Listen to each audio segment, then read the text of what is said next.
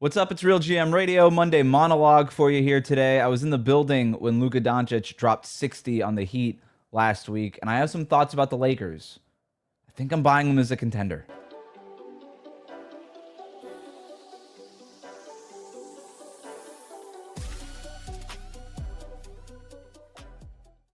All right, so let's just jump right into this. I was in the building when Luka Doncic scored 60 points in the Lakers win over the Miami Heat in Miami last week. I watched as they beat the Orlando Magic in Orlando on Saturday. Luke Kennard, game-winning three-pointer at the end of that one. He's been a nice trade deadline acquisition for them.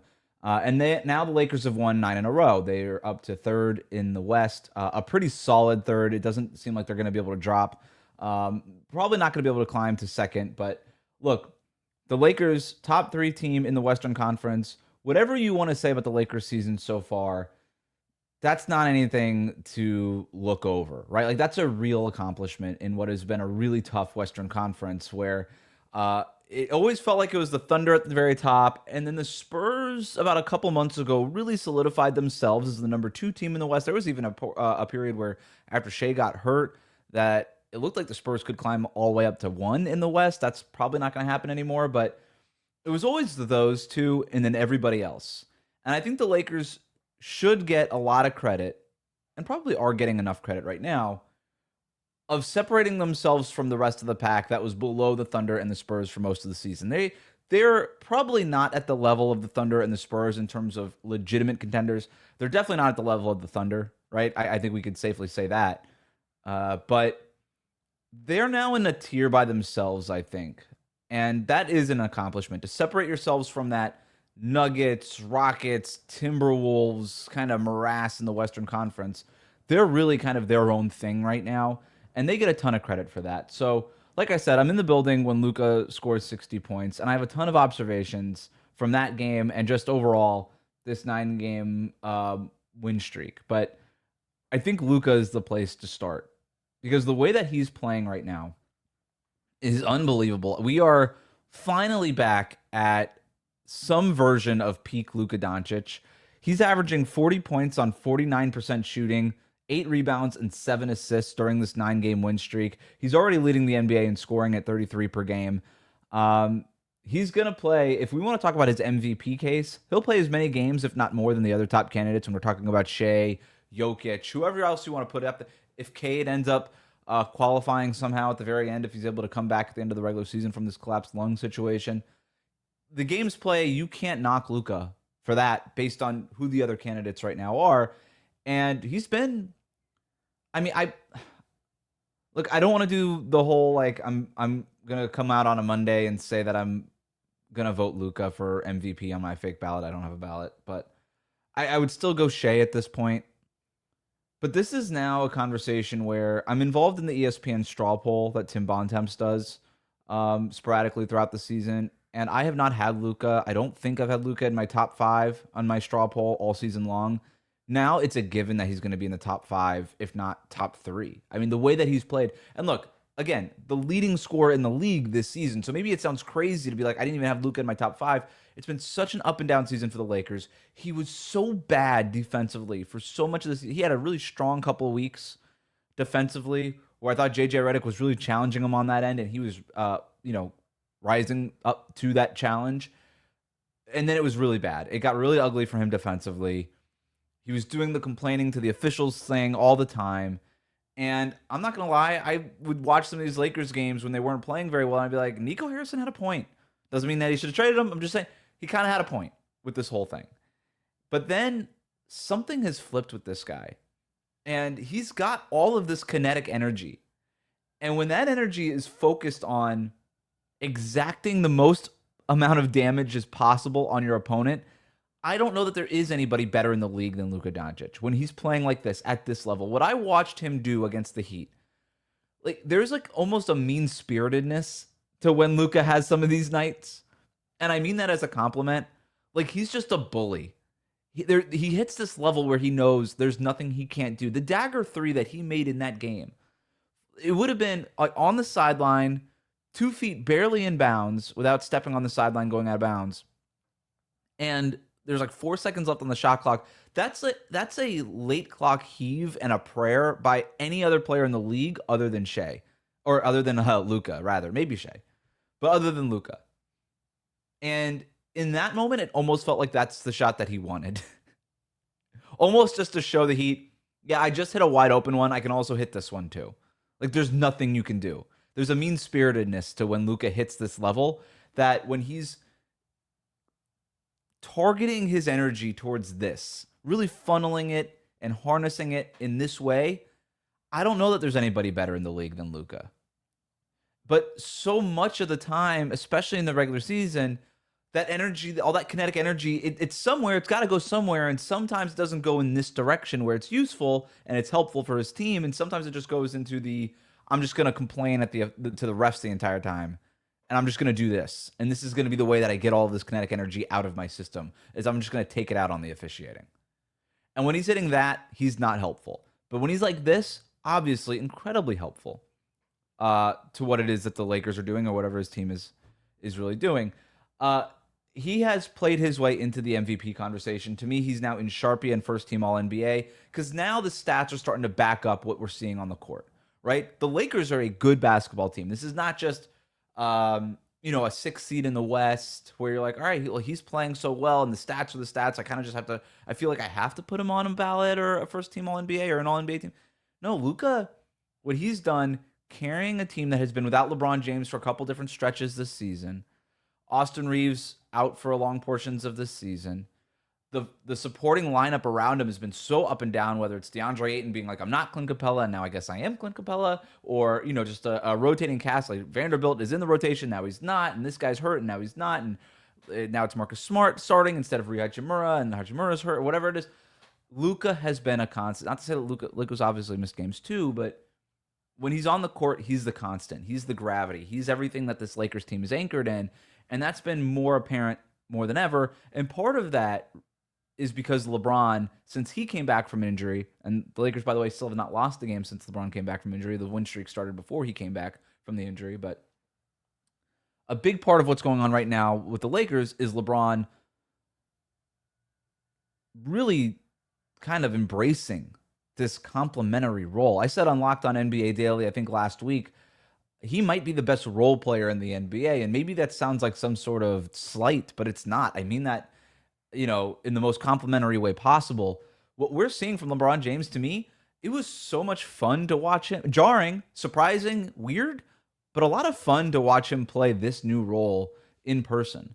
Because, frankly, we haven't seen LeBron do this for 2 decades, right? As long as he's been in the NBA, where he has typically been stationed on the ball, running pick and roll, queen of the chessboard, whole thing, his entire career. And now he's not really doing that. And so it's interesting to watch Luka bring the ball up and LeBron jog towards the corner and set himself up for something different. It's interesting not to see LeBron just grab the ball from whatever center or whoever got the defensive rebound, and just kind of slowly, methodically bring it up, set the offense up. Like Luka's doing that, right? Luka will do that. Luka will push the pace more than he gets credit for, but he'll do that most of the time. And then LeBron will just go to the corner, and he's still pointing to teammates, kind of telling them where to go, and stuff, like telling DeAndre Ayton, hey, set a screen up there, do this, do that. But it's really Luka's offense. Luka's the one with the ball in his hands. And Luka's also doing a lot of that directing. But to see LeBron jog towards the corner and then make his moves from there and be really effective in that role. Like he's not on the ball hardly at all anymore. It's jarring. He goes, I pulled up the stats from Synergy, and I wrote them in a column that I wrote for my Substack, wesgoldberg.substack.com. I wrote that this morning. This is a guy who has typically averaged more than 10 possessions as the pick and roll ball handler, either as a scorer or the passer at a pick and roll per Synergy for most of his career. And it's sometimes gotten way higher than 10. But you can go 3 years ago, the season before last season, right? So before Luka ever played in a Laker jersey, LeBron's final year playing a full year with Anthony Davis by himself as the fulcrum of the offense, he averaged more than 10 possessions per game as a pick and roll ball handler for the Lakers per Synergy. Last year, that dipped to 8.8 per game, and a lot of that is because they acquired Luka midseason, so he starts to share some of those duties a little bit. That number was down to 5.1 per game this season, as Luka and LeBron kind of did this your turn, my turn thing offensively. But over the last 6 games since LeBron came back, he's down to 3.5 pick and roll ball handlers per game per synergy. That's pretty much nothing. I mean, that is microscopic to against like the LeBron standards. And those mostly just come when Luka's on the bench, right? And now LeBron is in charge of running the offense. I don't know the last time I saw LeBron run a pick and roll while Luka was also on the court. I'm sure it's happened. Maybe you guys can think of something, but anecdotally, I can't think of anything off the top of my head over these last games. And I've watched these Lakers games. So mostly LeBron's points are coming in transition where he's been unreal. I mean, it's not peak LeBron, right? It's not like flying death machine LeBron yet, or it won't be again in transition, but he's been really good in transition. It's also come in on post-ups, cuts towards the basket, spot ups, obviously. And he's averaging nearly 10 more points per 100 scoring possessions right now since coming back, during the 6-game stretch since coming back, than prior to that. That is a huge number. And so he's just getting put in these incredibly efficient positions, not just by Luka, but also putting himself. LeBron is a post-up guy. We've always known what he's capable of right there, right? We always knew LeBron could be an amazing cutter. He's sometimes embraced those roles playing next to guys like Dwayne Wade and maybe a little bit like Kyrie Irving, but he's always, his basketball IQ, like he's obviously an incredible cutter, and with his athleticism, he gets the ball in the catch, one dribble, one step, and he's at the basket dunking over the rim. We're also seeing him put in a lot more defensive effort. Like as a two-way guy, he's been so impressive. Not only, diving for the loose ball against Denver, that got all the headlines and stuff like that, but he's just, again, engaged. He's active defensively. There have been more blocks lately from LeBron James than I think there have been in a very long time. He's just on the ball a lot more. He's able to expend a lot more energy on both ends of the court. And so Luka is maybe the headline about why it is that the Lakers are playing the way they are. But LeBron James taking this step back is a big reason why Luka is able to play the way that he's been playing, and why it just seems like everybody's having fun. Like there's a pecking order now with the Lakers where Luka's on the ball, it's his offense. Reeves is going to be playing that sort of secondary scoring role next to Luka, where he's spacing the floor and he's grabbing the ball on the second side and he's doing all the Austin Reeves things that he's so good at, finishing at the basket, hitting the open jumpers. And now you've got LeBron. Instead of doing this, it's my offense and it's your offense, and everybody else is sort of forced to figure it out, whether it's Reeves or DeAndre Ayton or whoever it is. He's just sort of become one of those other role player guys, but a really high-end version of it. This version of LeBron is still, to me, a top 20 guy in the league. Maybe, and that might be underselling it. But he's just playing differently, is maybe the best way I could phrase it there. And look, we all knew watching the Lakers for most of the season, something was going to have to give, right? And maybe it was just going to be, this was going to be the season, and then LeBron leaves as a free agent, and then it fully becomes Luka's team. And now you're not dealing with this juggling, your turn, my turn, Luka versus LeBron thing. What we've seen recently, though, is LeBron solving that problem. And credit to LeBron and JJ Redick and everybody. But really, the credit has to start at least with LeBron James, because he's the one embracing the role. And like I said, it was always evident that somebody was going to have to, quote unquote, sacrifice, right? Something was going to have to change. Whether it was LeBron, maybe not even playing for the Lakers anymore, but something was going to have to give. And for this to happen,